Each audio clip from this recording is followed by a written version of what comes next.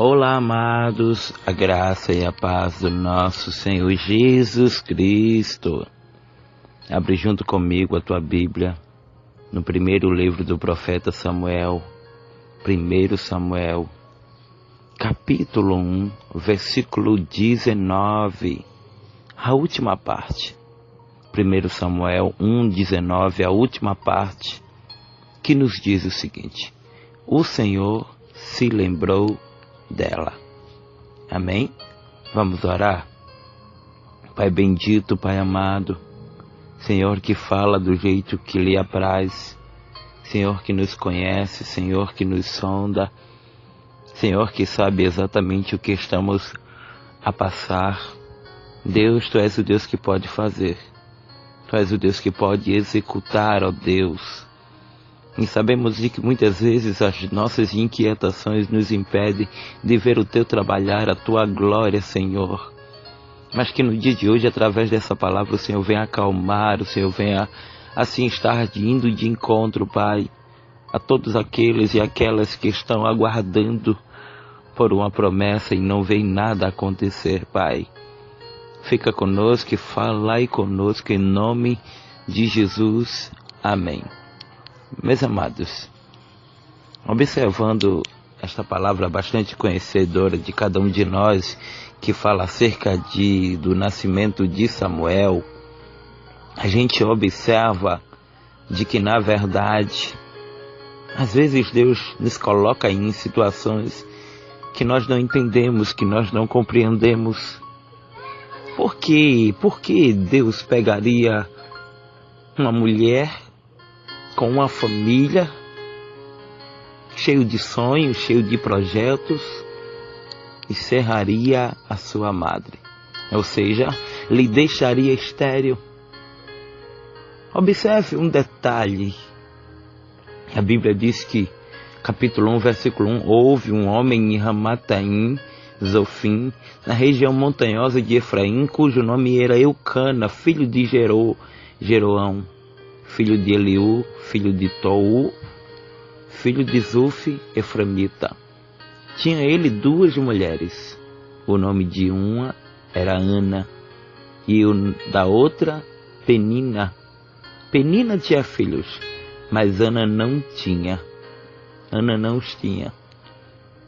A gente entende de que, de acordo com as tradições dos judeus de Israel, a gente vai observar que todas as vezes uma mulher, ela era a maior alegria dela, ou a maior dádiva de uma família, era a chegada de uma criança.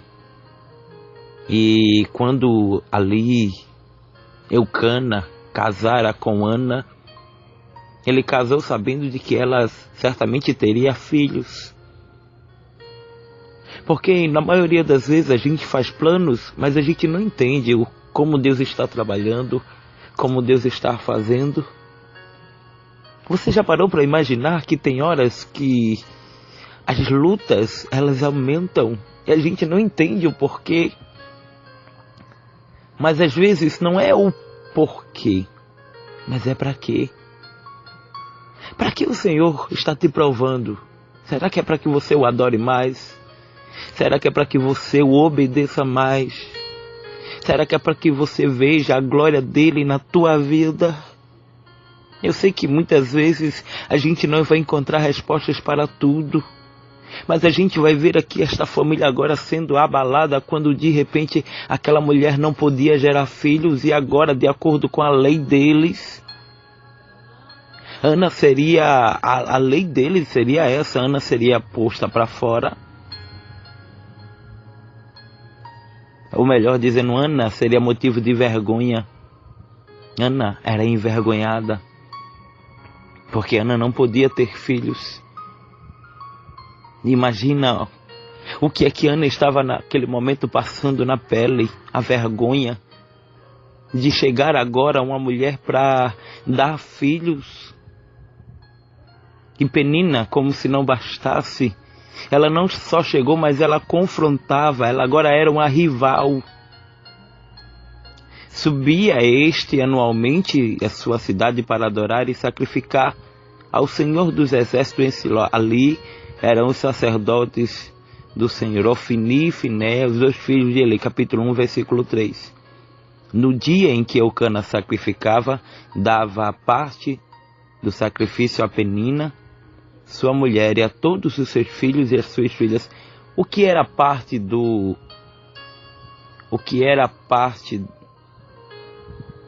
glória a Deus, do sacrifício?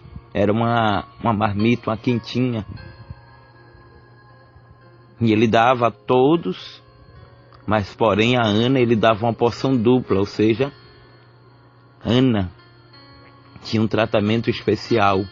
E era por isso que Penina se irritava. Penina não queria de modo algum. Penina queria ser o centro das atenções. E como se não bastasse, ela perseguia a Ana. Talvez, meu amado, minha amada, as lutas têm te feito muitas vezes ficar sem entender.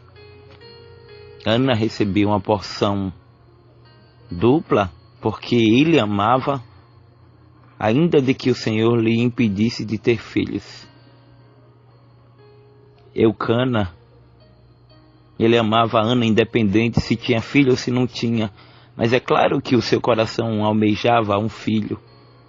Um filho. Mas a gente observa de que quando Deus faz as coisas, Deus faz tudo bem feito. É por isso que está demorando a tua vitória. É porque quando Deus ele faz, ele não faz pela metade, ou ele não faz para que depois a gente venha reclamar. A sua rival a provocava excessivamente para irritar, porque o Senhor lá havia lhe impedido de ter filhos, ou seja, Penina zombava, dizendo: eu tenho e tu não tem. Imagina o que dói. Às vezes não são os empurrões, não são os olhares, mas o que dói, o que machuca são as palavras. Dizem que nós não podemos, dizem que nós somos capazes, dizem que a porta não vai se abrir, dizem que a gente nasceu para perder. E talvez enquanto eu estou falando esta palavra, as lágrimas suavemente começam a descer, a rolar dos teus olhos. E você começa a ver toda a sua história sendo contada através deste áudio. Mas uma coisa eu te digo: Deus, Ele se lembrará de ti. A Bíblia diz que Ana, glória a Deus, Ana chorava, Ana pedia, mas Ana não deixava de adorar. Ana era humilhada, mas Ana não deixava de adorar. E na maioria das vezes nós queremos parar de adorar. Nós já entendemos como Deus está trabalhando e cessamos a adoração. E hoje eu quero te convidar a adorar a Deus como você adorava outrora. Hoje eu quero te convidar a dar a Deus uma adoração digna, uma adoração verdadeira. Ah, mas eu não sei a letra, eu não sei o hino. Mas o Senhor está te chamando para adorá-lo. Porque enquanto você adora, o arco do forte é quebrado. Ana, capítulo 1, versículo 7. Assim acontecia anualmente, e todas as vezes que Ana subia à casa do Senhor, Penina a irritava pelo que chorava e não comia. Ana já estava com um princípio de depressão. Por quê? Porque ela não comia, ela só chorava. Imagina o que é ver alguém todos os anos, porque a mulher em Israel, todos os anos, ela tinha que dar um filho. Todos os anos, Penina passava na frente dela e dizia: eu tenho e tu não tem, humilhando-a. Mas ela tinha o amor do seu marido. E nós vamos ver de que no capítulo 1, versículo 8, Eucana, seu marido, perguntou a Ana: por que choras? Por que não comes? Por que estás triste? O teu coração, não sou eu melhor do que 10 filhos? Aí Ana se levanta e depois vai comer e vai beber em Siló. E ali estava assentado ali um sacerdote, numa cadeira perto do pilar do templo. Este sacerdote, quem era? Era Eli. Mas Ana estava amargurada de espírito. A Bíblia vai dizer de que Ana não tinha nem palavras, ela só fazia balbuciar, bater os lábios e chorar. E de repente veio um julgamento da onde menos ela esperava, do profeta, do homem de Deus, daquele que estava ali para, acima de tudo, levar Deus para ela. Aquele homem a julga. E ele diz: já estás embriagada, mulher? Tu já estás embriagada? E Ana disse: não, sou uma mulher atribulada de espírito.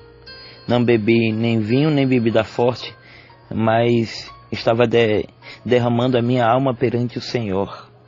Você já parou para observar este detalhe? Derramar a alma perante o Senhor. Quando a gente se derrama, se quebranta, se joga nos pés do Senhor, a gente vê que algo está mudando. Mas tudo vai em torno da adoração. Ana dava a Deus uma adoração sincera. Ana se quebrantava, mas faltava algo para Ana. E o que faltava para Ana era Ana dizer e reconhecer de que quando o Senhor desse a ela daria ao Senhor. E aí aconteceu o milagre. Aí aconteceu de Deus, que vai dizer de que ela disse: eu estou amargurada de espírito, e a multidão dos meus cuidados, do meu desgosto, tenho falado até agora. E ele disse: vai-te em paz, que o Deus de Israel conceda a tua petição que lhe fizeste. E ela disse: ache esta serva graça aos teus olhos. Assim a mulher se foi o seu caminho e comeu, e o seu semblante já não era triste. Ou seja, naquele momento aconteceu o milagre. No capítulo 1, versículo 19, o que é que acontece? Levantando-se de madrugada, adoraram perante o Senhor, então voltaram para casa a Ramá. Eucana teve relações com Ana, sua mulher, e o Senhor se lembrou dela. É aqui que eu quero terminar. Na maioria das vezes a gente acha que Deus não está vendo. A gente serve a Deus, faz a obra dele, mas as lutas fazem com que a gente se esqueça do que Deus é capaz de fazer, onde Ele é capaz de trabalhar.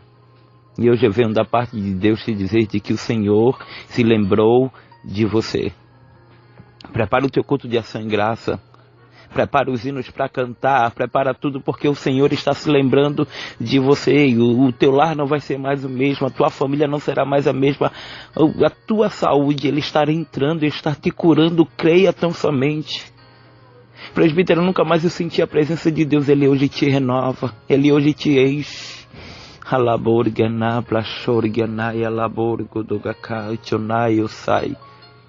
O Senhor se lembrou de você.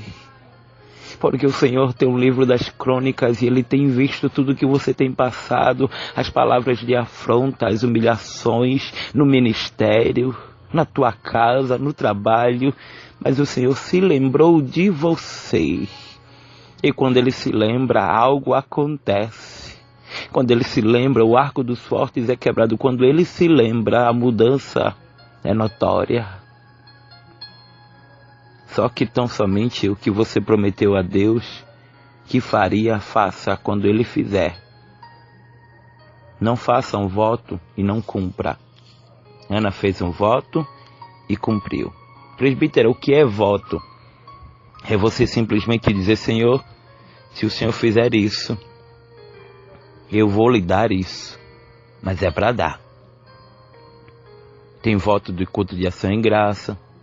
Tem voto de finanças, tem votos na área espiritual, tem vários tipos de voto. Mas uma coisa eu te garanto, se você prometeu algo a Deus, faça.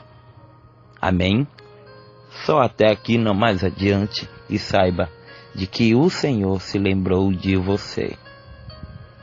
Te alegra, se anime, volte a se alimentar, porque Deus via as noites, Deus contempla, melhor dizendo, as noites em claros que você estava passando. É bem verdade de que não tinha uma penina, mas tinha humilhação na história, tinha choro, tinha dúvida, será que o Senhor está me ouvindo? Será que Deus não está vendo o que eu estou passando? Será que Deus não está vendo a dor que eu estou sentindo? É claro que Deus está. Por isso que Ele me manda falar contigo no dia de hoje, dizendo, eu me lembro de você. E também Ele cuida de você. Amém? Que Deus te abençoe. Se inscreva no nosso canal, comenta, compartilha, deixa o teu like, clica no sininho, ativa as notificações para que possa receber todos os dias. Um abraço, que Deus te abençoe e fica na santa paz do nosso Senhor Jesus Cristo. Amém.